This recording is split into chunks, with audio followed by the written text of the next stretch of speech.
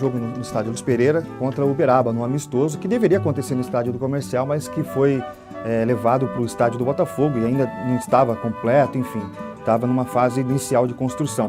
O estádio Luiz Pereira, que depois recebeu as arquibancadas em 38 e depois, mais adiante, em 57, por conta do acesso do Botafogo, ele recebeu uma verba, o Botafogo recebeu uma verba da prefeitura para ampliar e melhorar o seu estádio, uma vez que era uma exigência, para jogar a primeira divisão, a necessidade de ampliar essas arquibancadas e dar melhorias ao estádio Luiz Pereira. Existiam duas arquibancadas gigantescas, tem uma que ainda está lá, me parece. A história continua encravada ali, com aquela arquibancada que relembra grandes jogos, grandes momentos. E muitos jogadores, ex-jogadores do Botafogo, quando passam ali ou quando vão ao poliesportivo, citam, olha, naquela arquibancada ali, muitos torcedores viram gols meus, enfim. Aquela arquibancada que hoje margeia a piscina, ela ainda é um resquício histórico importante e foi muito bem preservada, foi uma ideia muito bacana e de se manterem aquela estrutura, e o Botafogo preserva essa história que é muito forte com o povo da Vila Tibério.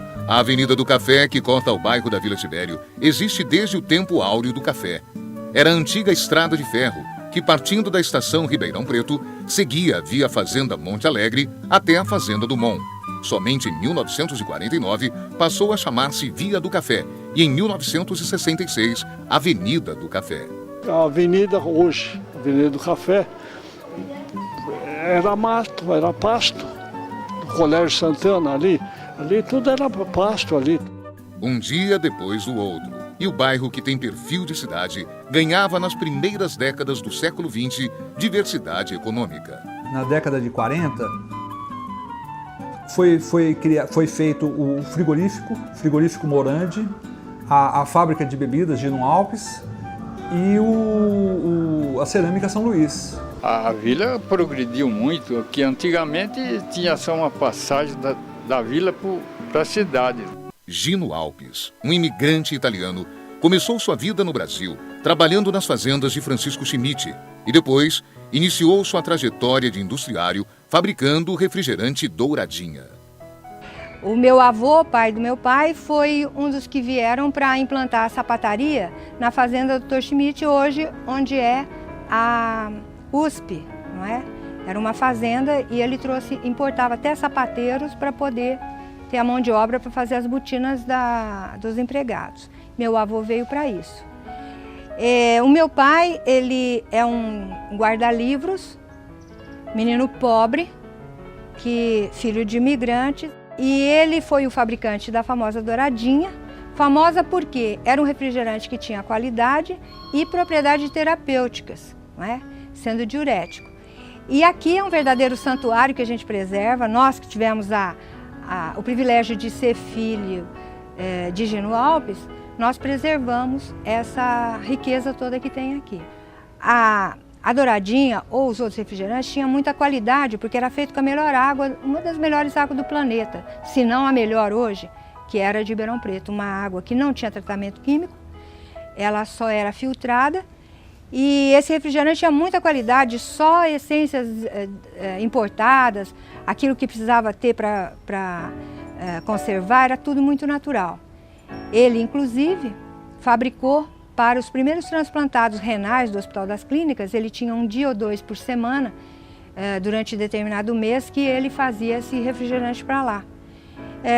Com baixo teor de açúcar ou sem açúcar nenhum. E meu pai, um homem adiante do tempo, que pensava muito no social, preservava muito a natureza. Eu tenho a famosa Douradinha, que é tradicional, foi muitos anos aqui do bairro. O Gino Alpes tinha a fábrica ali na rua municipal, ali perto onde é o disque de gelo, ali baixo do lado do Carrefour. E a gente vendia muito, era muito saía mais do que os outros refrigerantes tradicionais, A Vila do Botafogo e da Praça Coração de Maria é também a vila do... Então, o José Velone, José Delibo, figuras humanas se envolveram na política, como o pai do Dr. Clodoaldo Franklin, que era o Arthur da farmácia. Meu pai era farmacêutico formado em Pindamonhangaba. Veio trabalhar aqui na farmácia do irmão dele, na Vila Tibério, na rua Luiz da Cunha.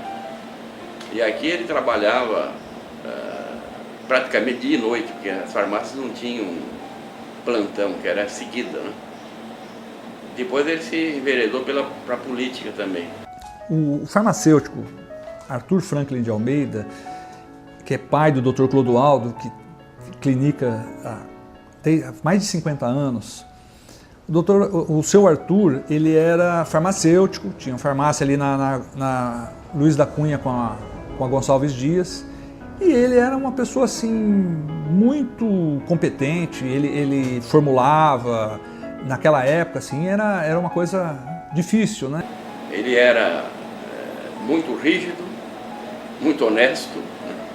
E atendia muita gente podendo pagar ou não podendo pagar.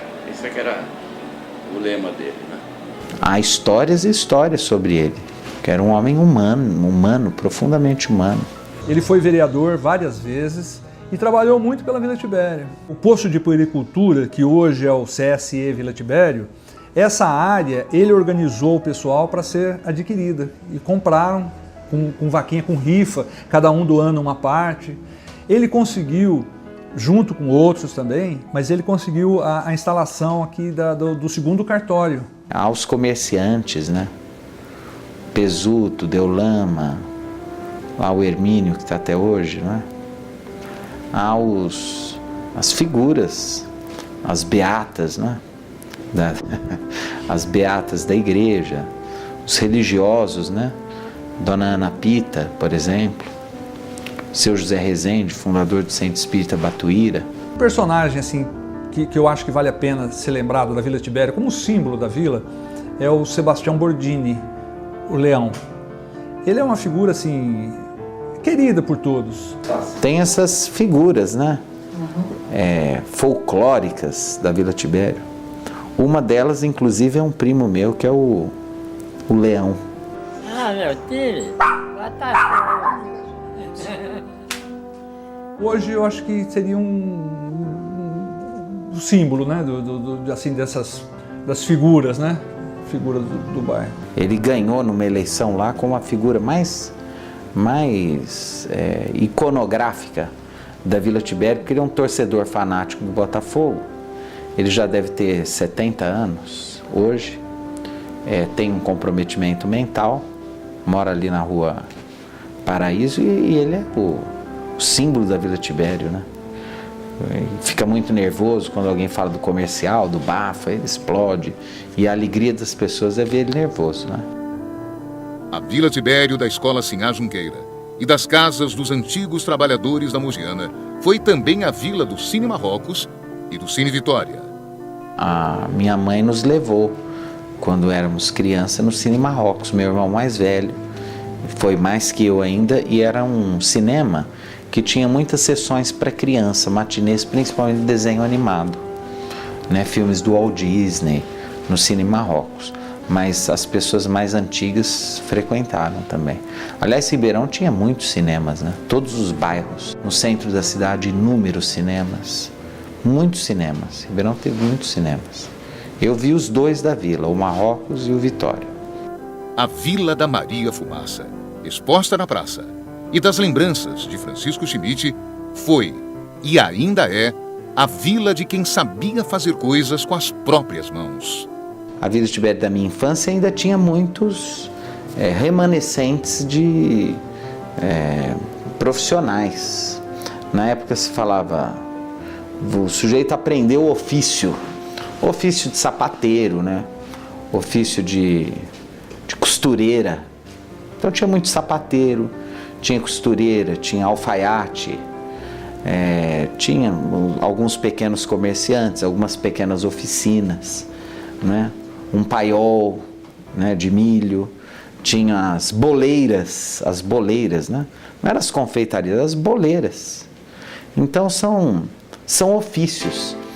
Eu tive alfaiataria uns 10 ou 15 anos na Vila Tibério, mas eu praticamente vivia a Vila Tibério. Então comecei a trabalhar mais ou menos em 1940 na profissão de alfaiate, na Conselheiro Dantas. Depois eu vim mudei de patrão, mestre, né, na Doutor Loyola, na esquina da Padre Feijó. Ali vivi ali uns 7, 8 anos, fomos para o centro da cidade, alguns anos que lá, depois voltei para a Vila Tibério. A vila é interessante, porque ainda dentro do pessoal de ofício, ainda temos uns 3 alfaiates, talvez uns 3 ou 4, eu conheço 3. Sapateiros, tem uns 3. Tem muitos pessoal que marceneiros não que tem uma indústria, mas que faz individualmente, trabalha, faz sua peça. E assim tem alguns ofícios ainda que ainda permanecem com as pessoas mais antigas. Tem senhoras que fazem aquele trutru, aquele bordado, é um bordado perfurado. Sapateiro, eu trabalhei bastante tempo sapateiro, pelo amor de Deus.